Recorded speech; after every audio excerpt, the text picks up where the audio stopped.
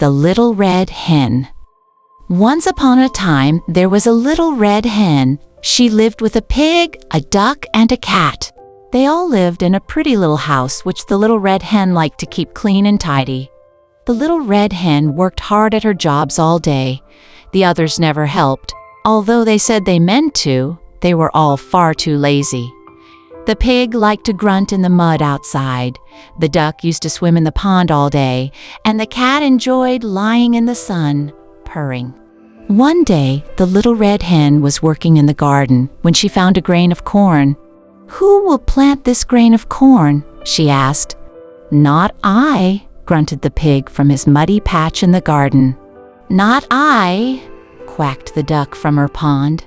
"Not I," purred the cat from his place in the sun.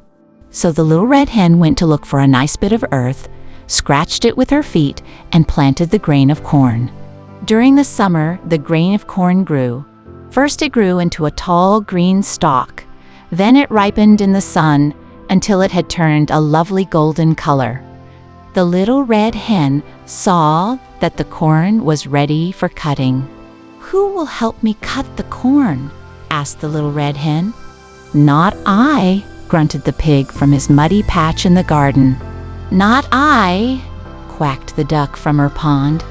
"Not I," purred the cat from his place in the sun. "Very well then, I will cut it myself," said the little red hen. Carefully she cut the stalk and took out all the grains of corn from the husks. "Who will take the corn to the mill so that it can be ground into flour?" asked the little red hen. "Not I," grunted the pig from his muddy patch in the garden. "Not I," quacked the duck from her pond. "Not I," purred the cat from his place in the sun. The Little Red Hen. So the little red hen took the corn to the mill herself and asked the miller if he would be so kind as to grind it into flour.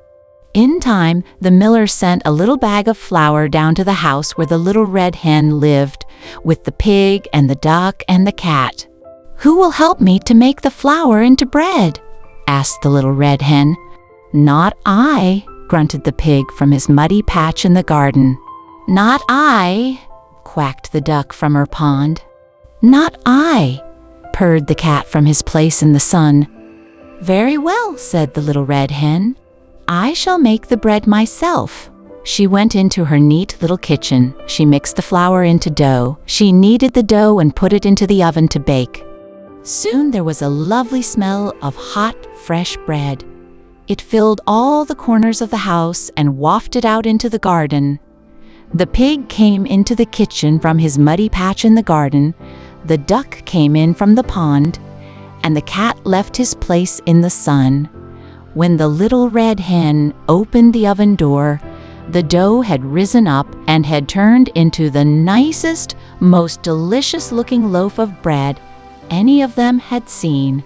"Who is going to eat this bread?" asked the little red hen. "I will," grunted the pig. "I will," quacked the duck. "I will," purred the cat. "Oh, no, you won't," said the little red hen. "I planted the seed, I cut the corn, I took it to the mill to be made into flour, and I made the bread all by myself. I shall now eat the loaf all by myself." The pig, the duck, and the cat all stood and watched as the little red hen ate the loaf all by herself. It was delicious, and she enjoyed it, right to the very last crumb.